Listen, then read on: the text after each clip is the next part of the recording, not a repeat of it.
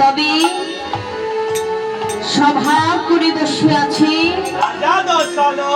চতুর্পার্শ্বে বসে আছে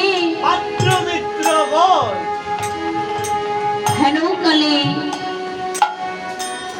রাবণ রাজাকে বলছে রে সুখ স্বরূপ, আমার পুত্র মেঘনাদ যে যুদ্ধে গিয়েছে তার কোন সংবাদ তুমি রাখো কি সুখ স্বরূপ? এই কথা বলতে না বলতে আজ ভদ্রদূত এসে উপস্থিত হলেন। তাই তো রাবণ রাজাকে বলছে রে ভদ্রদূত, বলো তো শুনি সেই যুদ্ধের কথা। ভদ্রদূত বলছে গো মহারাজ, কি বলবো তোমায় সেই যুদ্ধের কথা, বলতে লাগে বড় প্রাণী ব্যথা, তবে শুনবে মহারাজ। তাই বলছে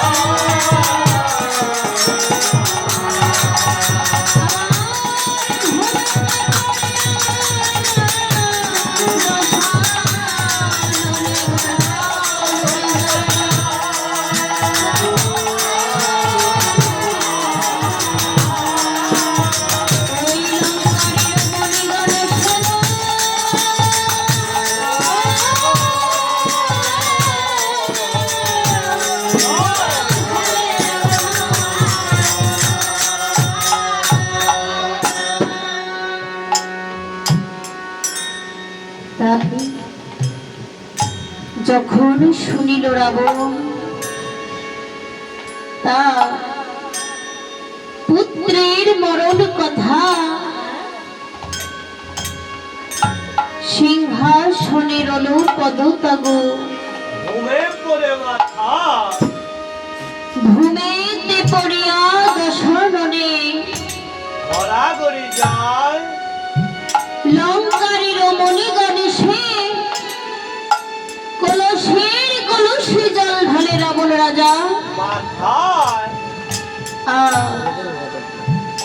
রাবণ রাজা যখন নিজের পুত্রের মৃত্যু সংবাদ শুনতে পেল, সে পুত্র শোকে নয়ন জলে ভাসছে। পুত্র পুত্র বলে আজ ধুলায় রাবণ রাজা গড়াগড়ি যায়। এই জগতে কোন পিতা মাতা বেঁচে থাকতে যদি পিতা মাতার কর্ণে সন্তানের মৃত্যু সংবাদ পৌঁছায়, এই জগতে কোন পিতা মাতা ঠিক থাকতে পারবে না। কেননা পিতা মাতার জগৎ হলো তার সন্তানকে ঘিরে, যাদের জন্য পিতা মাতা সারাটি জীবন পরিশ্রম করে যায়। আর সন্তান যদি পুত্র যদি কুপুত্র হয়, প্রভুর শ্রীচরণে পিতা মাতা সদা সর্বদাই প্রার্থনা করি, ভগদয়ামন তোমার শ্রীচরণে এই মিনতি জানাই, তোমার যদি কৃপা হয় এই জগতে অনেক অসম্ভব সম্ভব হয়। ভগদয়ামন তুমি আমার সন্তানের প্রতি কৃপা দৃষ্টি বর্ষণ করো, সে যেন সময় থাকতে তোমার কৃপা লাভ করে। দয়াময় কৃষ্ণ পদে যেন তার মতি হয়, সে যেন তেমনি ভাবে দিনান্তে কৃষ্ণ বলে কাঁদতে পারে, গৌর বলে কাঁদতে পারে। তুমি কৃপা করে দয়াময়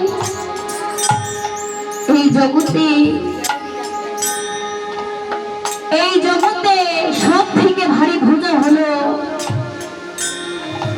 পিতা মাতা বেঁচে থাকতে যদি পিতা মাতার কাঁধে চড়ে সন্তানের শেষ যাত্রা হয়, তার থেকে ভারী বোঝা জগতে অন্য কিছু হতে পারে না। সন্তানের শেষ যাত্রা যদি পিতা মাতার কাঁধে চড়ে হয়, তার থেকে ভারী বোঝা জগতে কি আছে?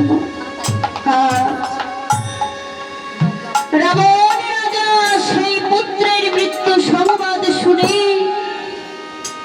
ধুলায় গড়াগড়ি যাচ্ছে। সুখ স্মরণ ডেকে বলছে, গো মহারাজ আজ তুমি পুত্র পুত্র বলে এমন ভাবে কাঁদছো, একটিবার ভেবে দেখো মহারাজ। মাতা বলো, পিতা বলো, গুণীর ভাই বলো, অতি আদরের স্ত্রী বলো, পুত্র কন্যা বলো, আত্মীয় স্বজন বন্ধু বান্ধব বলো, এই জগতে যেদিন তোমার বিদায়ের বাসি বেজে যাবে, সেদিন তো এই জগতে আপন বলতে আর কেউ থাকবে না গো। তাই বিদায় বেলা এই জগতে সব কিছুই পড়ে থাকবে। যেদিন দেহ থেকে প্রাণ পাখিটি চলে যাবে, সেদিন আমার এই বদল দিয়ে আর হরি নাম কৃষ্ণ নাম গাইতে পারবো। সেদিন কোথায় পড়ে থাকবে আমার পিতা মাতা, কোথায় পড়ে থাকবে আমার পুত্র কন্যা। যেদিন শেষের দিনে প্রাণ পাখিটা বাহির হয়ে যাবে, সেদিন আমার পুত্র কন্যা আমার এই পরিবারের লোকজন এসে কতই না আমার নাম ধরে রাখবে। সেদিন কারো ডাকে সারা দেবার মতো শক্তি আর আমার থাকবে না। সেদিন এই দুটো নয়ন মেলে আমি দেখতে পাবো না কে আমার নাম ধরে ডাকছে। আবার পুত্র কন্যা এসে বদন ভরে মা মা বলে ডাকবে আমার। সেদিন মা ডাকের সারা আমি আর কোনোদিন দিতে পারবো না।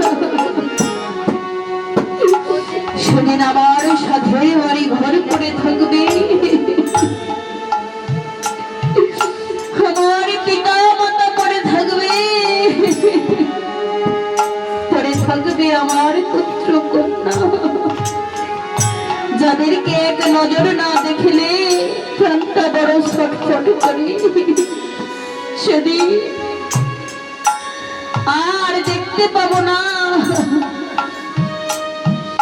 সেদিন তো আমার শেষ যাত্রা হবে, এই তুলসী তলায় আমার অধিবাস করবে। তিলক চন্দন করে আমায় শেষের বিয়ের সাজে সাজাবে। সেদিন কেউ ঝাড়ের বাঁশ কেটে নিয়ে আসবে, কেউ বা আবার দড়ি পাকাবে। কেননা আমার এই সাধের দেহটা, যেই দেহ কত যত্ন করে রেখেছি, প্রাণ পাখি বের হওয়ার সঙ্গে সঙ্গে এই সাধের দেহের আর মূল্য থাকবে না। সেদিন আমার এই সাধের দেহটাকে তুলে দেবে ওই বাঁশের মাঝে। সেদিন চার জনাথ ছড়স্কন্ধে করে বলো হরি হরি বলো হরি।